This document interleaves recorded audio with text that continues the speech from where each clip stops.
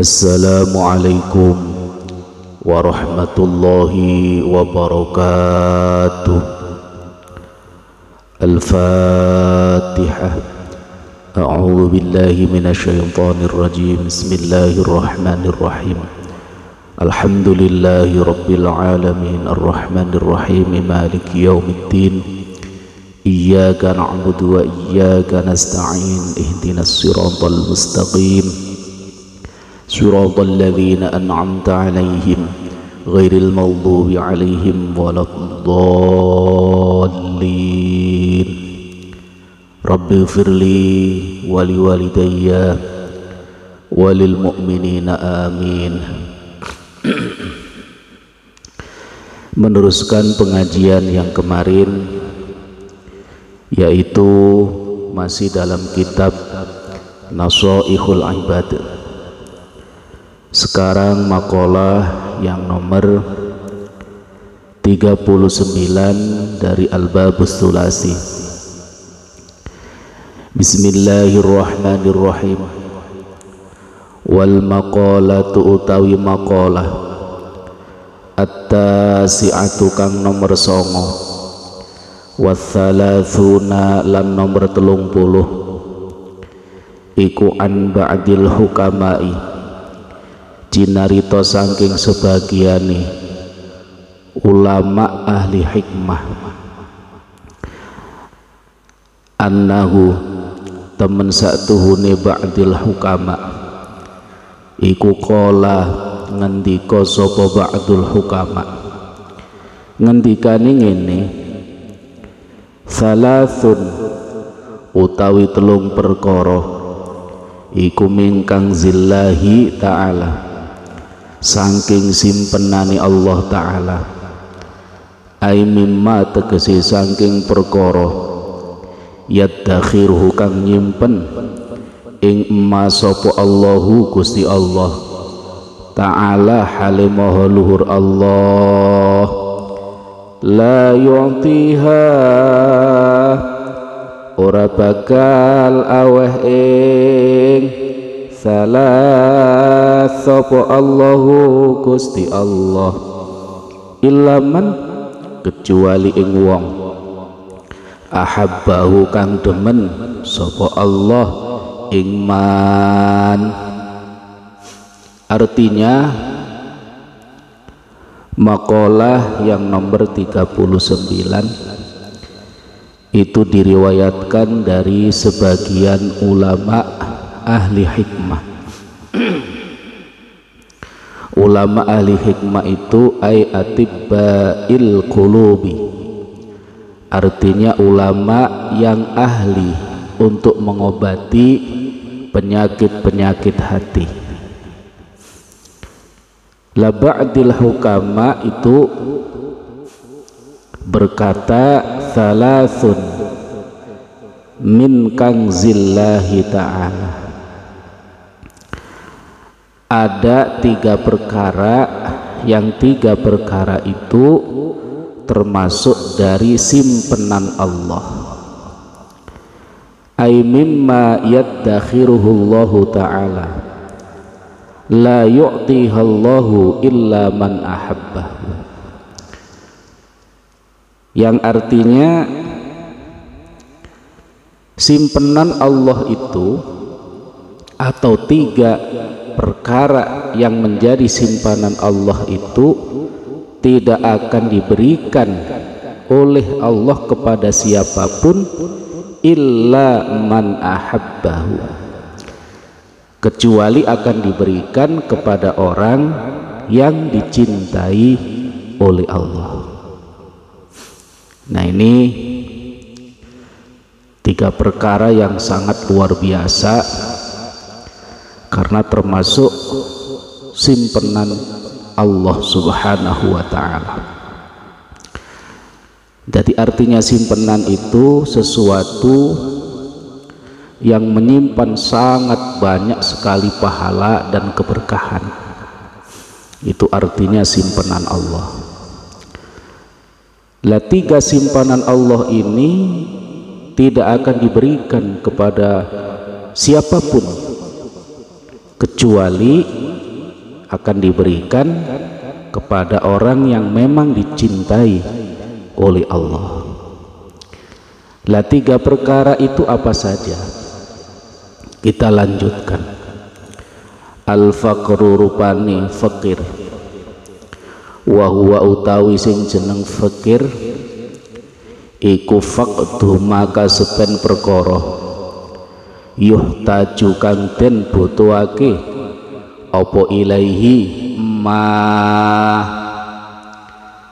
Lah yang pertama yang termasuk simpenan Allah yang tadi tidak akan diberikan kepada siapapun kecuali orang yang dicintai oleh Allah, yang pertama itu al-faqru, fakir atau sifat fakir.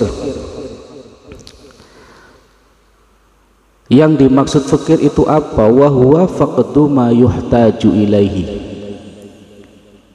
yaitu tidak mempunyai apa-apa yang dibutuhkan. Jadi kita kepingin apa tidak bisa, kita kepingin apa namanya perkara apapun itu bentuknya, tapi kita tidak mampu untuk membelinya. Jadi kita fakir. Lah fakir dan kaya itu sama-sama pemberian Allah, sama-sama sudah ditakdirkan oleh Allah. Jadi fakir itu adalah pemberian Allah, kaya juga sama pemberian Allah. Lah cuman yang menjadi simpanan Allah itu adalah fakir. Bukannya kaya tidak baik, akan tetapi fakir adalah lebih baik. Dan yang perlu difahami bahwa dua-duanya ini adalah termasuk pemberian Allah. Jadi misalkan ada orang kaya, itu bukan karena dia terus kerja kerja keras dan lain sebagainya sehingga dia berhasil, enggak, itu pemberian Allah, memang sudah ditakdirkan kaya. Begitu juga fakir, orang tidak memilih untuk fakir, tapi kalau sudah ditakdirkan fakir oleh Allah, dilalah setiap usaha apapun yang dilakukan tidak pernah berhasil, sehingga kefakiran ini menempel. Maka kalau sudah fakir, kepingin apapun ini tidak bisa, tidak mampu. Nah ini lah tergantung dari orang yang diberikan. Jadi diberikan fakir, diberikan kaya, tergantung, karena dua-duanya ini adalah pemberian dari Allah Subhanahu wa Ta'ala. Misalkan diberikan kaya, bersyukurlah, karena itu adalah pemberian Allah, bukan karena kerja keras orang yang jadi kaya, itu enggak. Karena kalau takdirnya tidak kaya, kerja sekeras apapun ini tidak akan bisa. Nah itu, jadi orang diberikan fakir oleh Allah, dia nerima, dia ridho, dia ikhlas, itu termasuk orang yang dicintai oleh Allah. Karena kefakiran ini tidak akan diberikan kepada orang yang tidak dicintai oleh Allah. Jadi kefakiran ini khusus diberikan kepada orang yang memang dicintai oleh Allah. Jadi sekali lagi, bukan kekayaan tidak baik, dua-duanya ini adalah pemberian dari Allah. Jadi misalkan yang kaya jangan merasa kekayaan itu hasil dari kerja kerasnya, bukan. Itu murni hakikatnya pemberian dari Allah. Maka jangan sampai salah dalam membelanjakan kekayaan atau menggunakan kekayaan. Diberi kenikmatan kekayaan, bersyukurlah kepada Allah, supaya kekayaan itu bisa membimbing dia lebih menjadi baik, atau membimbing dia menjadi lebih baik atau lebih berkah. Lah yang fakir sama. Jadi bukan Allah itu terus tidak memberikan kemampuan untuk, enggak. Fakir itu pemberian Allah, maka harus ikhlas dalam menerimanya. Nah ini yang pertama. Kita lanjutkan. wal maradu lan nomor loro utawa sakit, wa huwa utawi marad iku ya ridu anyar teko apa marad lil badani maring badan, fayukhriju mongko ngetokake apa marad ing badan anil iktidali saking jejeg al khosi kang khusus. Lah yang nomor dua yang termasuk menjadi simpanan Allah yaitu adalah sakit. Sakit ini adalah salah satu simpanan Allah. Maka orang yang diuji sakit itu luar biasa, bukan satu kehinaan, bukan. Orang yang diuji sakit itu adalah cobaan dari Allah. Jadi bukan semata-mata karena gaya hidup dan sebagainya, enggak. Karena di dunia ini segalanya sudah diatur oleh Allah. Jadi bagi orang yang diberikan sakit tidak usah mengeluh, karena itu datangnya dari Allah. Yang nguji itu adalah Allah. Nah ini, jadi makanya kalau ujian itu mengenai badan seperti sakit, apapun penyakitnya, kalau itu cobaan dari Allah mengenai badan kita, maka akan menjadi kifarat lidzunub, menjadi pelebur dosa-dosa kita. Tapi kalau cobaan itu atau sakit itu mengenai hati kita, seperti difitnah, dijelek-jelekin terus sama orang lain, jadi selalu difitnah oleh orang lain, itu sakitnya mengenai hati. Maka cobaan yang mengenai hati itu akan menjadi naiknya derajat, naiknya pangkat seseorang di sisi Allah. Jadi kalau mengenai badan menjadi pelebur dosa-dosa, tapi kalau cobaan itu mengenai hati akan bisa menaikkan derajat seseorang. Jadi difitnah, dijelek-jelekan, nggak usah kita istilahnya ingin membalas, biarkan saja. Karena jalan satu-satunya manusia bisa naik derajat di sisi Allah yaitu lewat hinaan, lewat cacian, lewat fitnahan. Nah itu, jadi nggak usah mengeluh, karena di setiap sesuatu cobaan itu pasti ada sesuatu yang luar biasa. Dan begitu juga diuji sakit.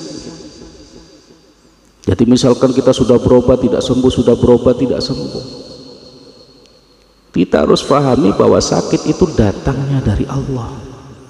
Jangan sampai kita punya berpikiran Allah tidak sayang kepada kita sehingga kita diberikan sakit-sakitan. Itu kebalik, justru dengan kita sakit itu Allah namanya cinta kepada kita. Nah makanya di dalam hadis disebutkan, idza maridul abdul mu'min wal amatul mu'minah ba'asallahu ta'ala ilaihi arba'atan minal malaikah qoblal marad. Di dalam hadis disebutkan kalau Allah ini akan mencoba hambanya yang mukmin, baik laki-laki maupun perempuan, Allah akan mencoba sakit kepada dia, maka Allah akan mengutus 4 malaikat sebelum sakitnya. Jadi misalkan ada laki-laki atau perempuan yang dikehendaki sakit oleh Allah, maka sebelum sakit itu Allah mengutus 4 malaikat kepadanya. Fayamurullahu ta'ala ahadahum ayyakhuda quwwatahu. Setelah malaikat 4 datang kepada orang yang mau diuji sakit, maka malaikat yang pertama ditugaskan oleh Allah untuk mengambil kekuatannya. Jadi makanya orang yang mau sakit ini badannya lemes, sudah mulai kehilangan kekuatan ini. Jadi makanya begitu kita misalkan mau sakit, karena sakit itu ada yang seminggu sekali, ada yang 3 minggu sekali, ada yang sebulan sekali. Kalau Allah menghendaki misalkan seseorang untuk sakit, maka sebelum sakitnya ini Allah ngutus 4 malaikat. Lah malaikat yang pertama itu diutus oleh Allah, diperintah oleh Allah untuk mengambil kekuatannya, sehingga orang sakit nggak punya kekuatan. Yang biasanya ke kamar mandi kuat misalkan atau jalan kuat, ini nggak kuat, karena kekuatannya dicabut oleh Allah. Wa ya'muru sani ay ya'khudha ladzatat ta'am min famihi. Lah Allah memerintahkan malaikat yang kedua untuk mengambil ladzatat ta'am min famihi, kelezatan makan. Jadi setelah kekuatannya diambil oleh Allah, maka orang sakit akan merasa lemas, yang biasanya kuat tidak mampu lagi, bahkan jalan aja sampai pegang-pegang tembok. Lah malaikat yang kedua diperintah oleh Allah untuk mengambil kelezatan makanan. Jadi makanya kalau orang sakit ini sudah mau sakit, ini sudah kerasa makanan nggak enak.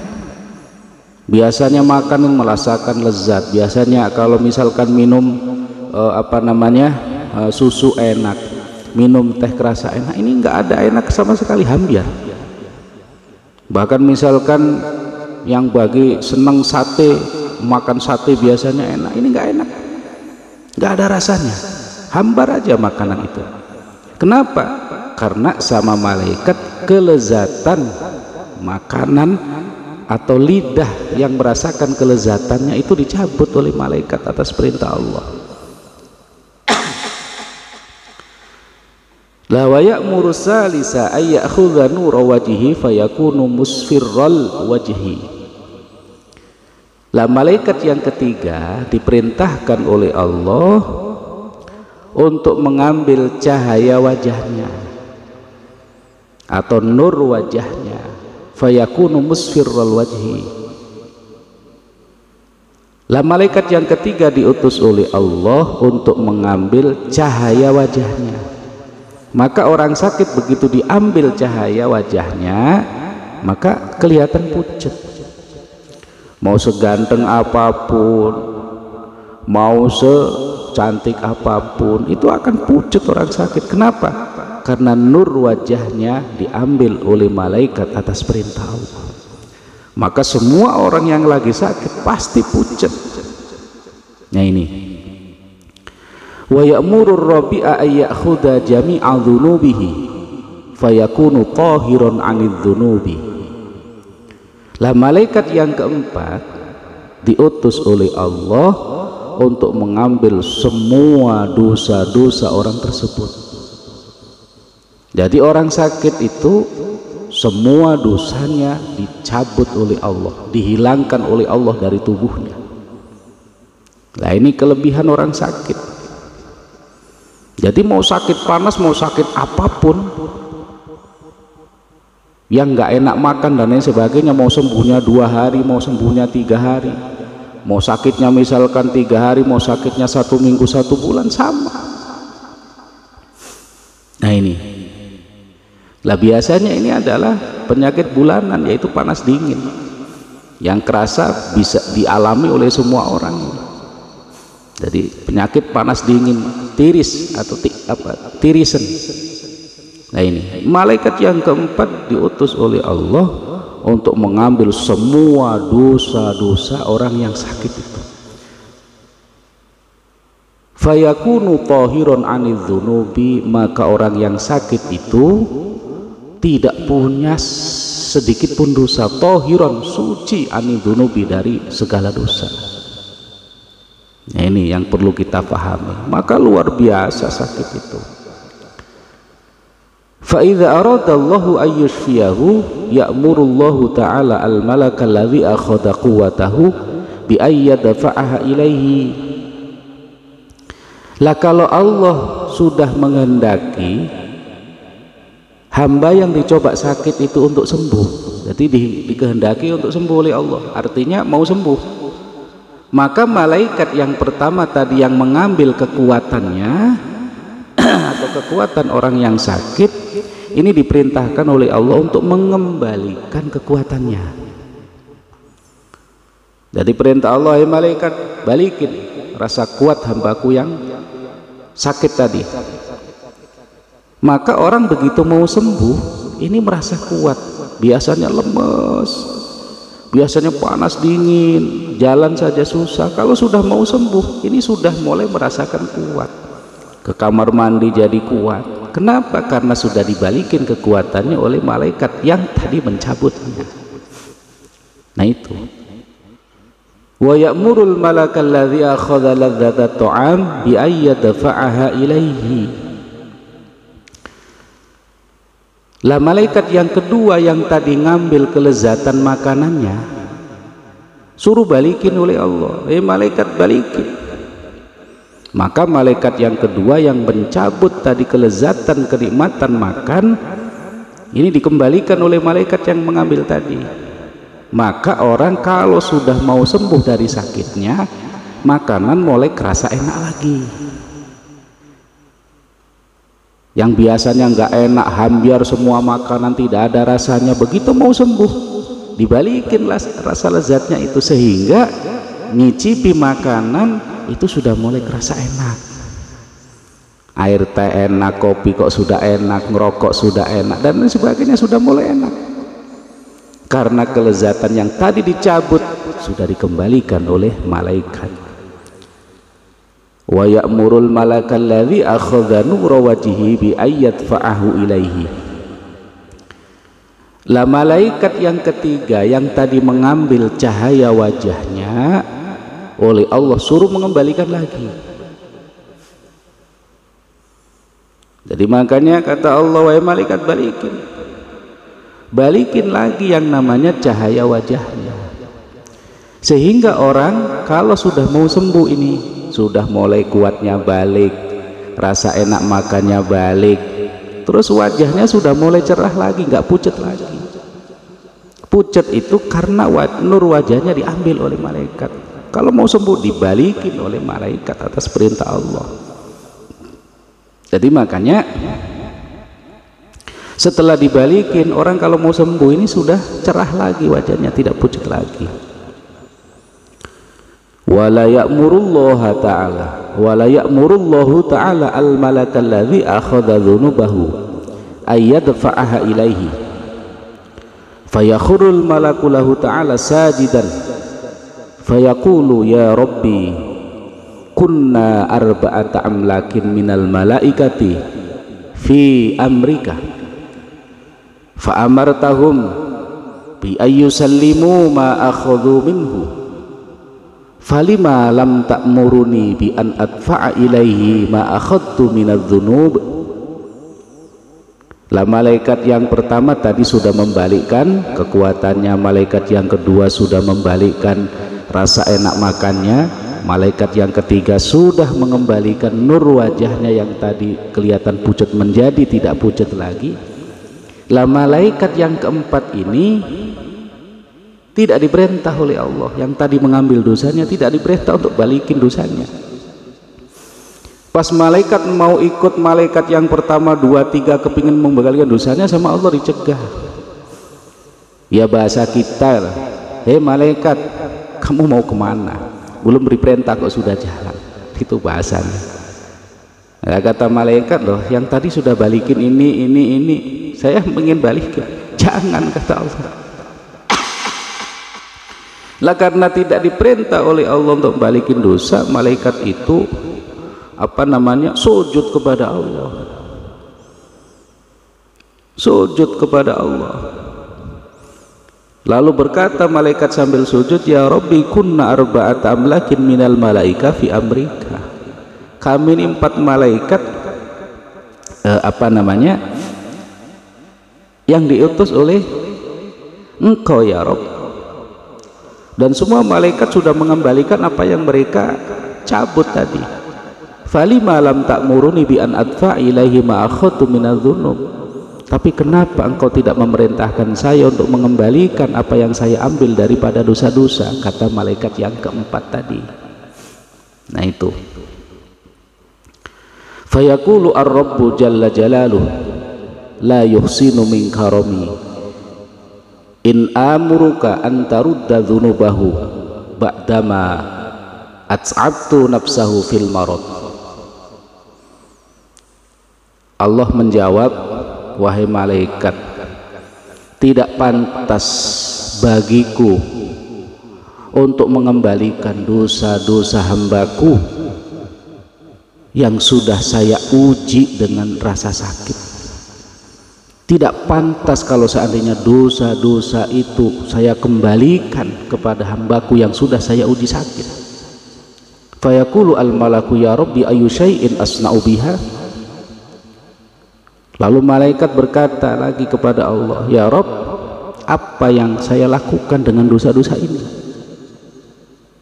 Fayaqulu lahu ar-Rabbu azza wa jalla idhab watrahha fil bahri. Lalu Allah menjawab, wahai malaikat, berangkat dengan membawa dosa-dosa itu dan buanglah ke laut. Ini perintah Allah. Makanya faidhabul malaku wa yatrahuha fil bahri. Maka malaikat berangkat ke laut dan dosa orang yang sudah diuji sakit tadi itu dosanya dilemparkan ke lautan oleh malaikat atas perintah Allah. Nah, inilah kehebatan ujian sakit. Maka sakit ini salah satu simpenan Allah yang tidak diberikan oleh Allah kepada orang yang tidak dicintai oleh Allah. Nah, sakit itu akan diberikan kepada orang yang memang dicintai oleh Allah. Maka jangan mengeluh kalau diuji sakit, jangan ngersuloh kalau diuji sakit, jangan sambat-sambat atau mengadukan kalau seandainya diuji sakit, karena sakit itu luar biasa. Artinya bahwa cobaan itu datangnya dari Allah. Maka begitu diuji sakit, kita ingat kepada Allah. Kita ingat siapa yang nguji. Yang nguji adalah Allah subhanahu wa ta'ala. Maka dalam hadis lain disebutkan, humma yaumin wa lailatin kafaratun sanatan. Kanjeng Nabi sallallahu alaihi wasallam bersabda, demam satu hari satu malam, humma yaumin wa lailatin, demam satu hari satu malam, kafaratun sanatan, itu bisa melebur dosa-dosa selama 1 tahun. Kita bisa bayangkan, satu hari satu malam kita dicoba atau diberikan sakit demam oleh Allah, panas dingin berarti demam, satu hari satu malam, itu bisa melebur dosa-dosa kita selama 1 tahun. Nah, inilah kenapa kita dilarang mengeluh pada saat diuji sakit.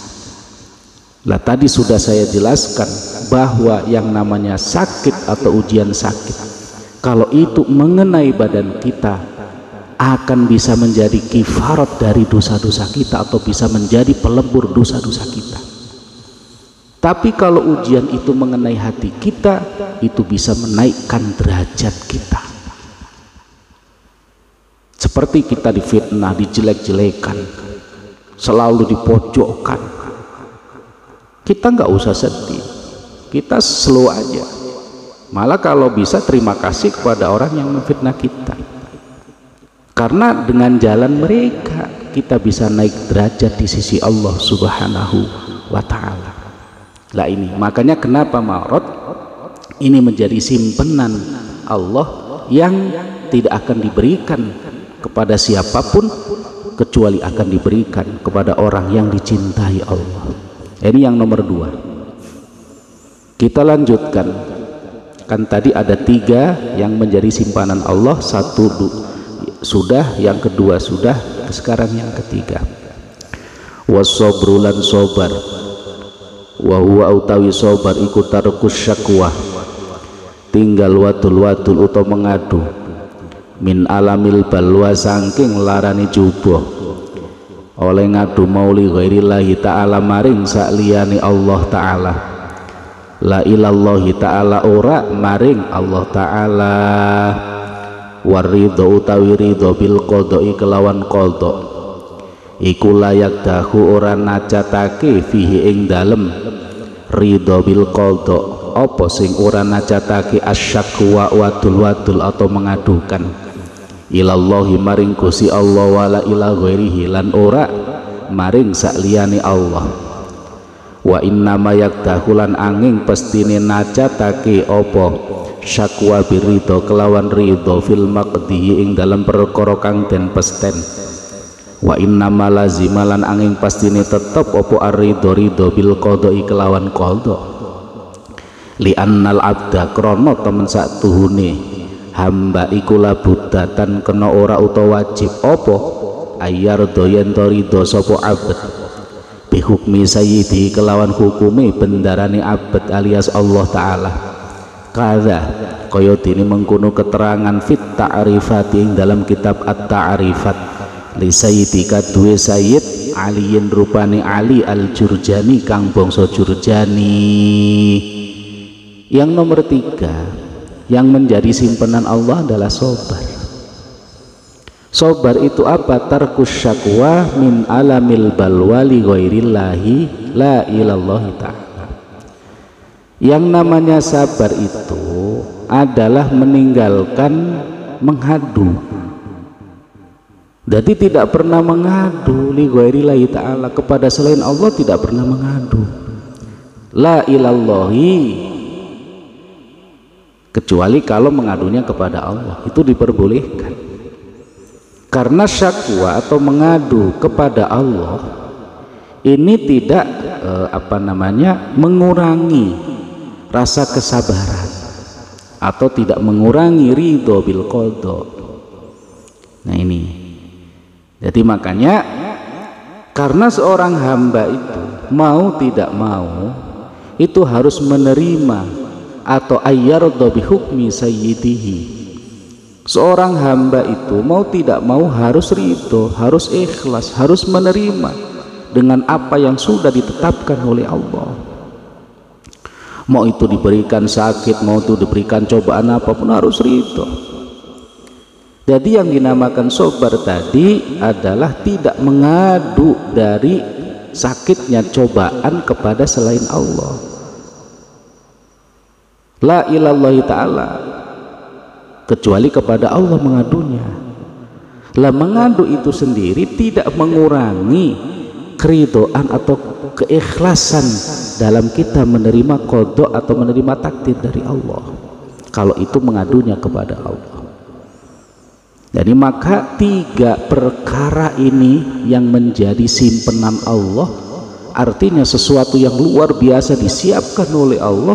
3 perkara termasuk dari simpanan Allah. Yang pertama tadi disebutkan adalah al-faqru, yaitu fakir. Yang kedua adalah al-marad, yaitu sakit. Yang ketiga adalah sobar. Nah ini yang harus kita pahami. Pengajian ini mengajarkan kepada kita bahwa semua apapun yang terjadi dalam diri kita itu semua adalah pemberian dari Allah. Bahkan kita seandainya bisa beramal baik, bisa beribadah, itu semata-mata karena anugerah dari Allah, bukan karena kemampuan kita. Makanya dalam kitab Hikam disebutkan, kalau ada seseorang yang berbuat baik apapun bentuknya, misalkan bisa beribadah sholat, dia meyakini kalau amal baiknya itu timbul dari kekuatan dia karena dia mampu melakukan, a'radallahu ta'ala anhu, maka Allah melengos, memalingkan mukanya kepada orang seperti itu. Kenapa?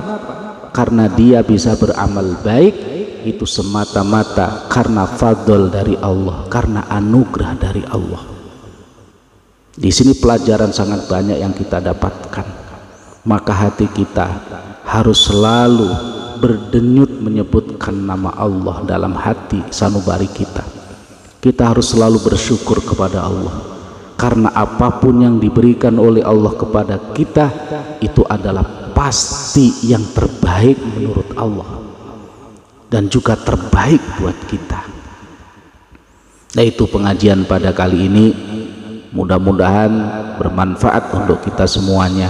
Amin Allahumma amin. Ya Rabbi bil Mustafa balligh maqasidana waghfir lana ma madha ya wasi'al karami. Assalamualaikum warahmatullahi wabarakatuh.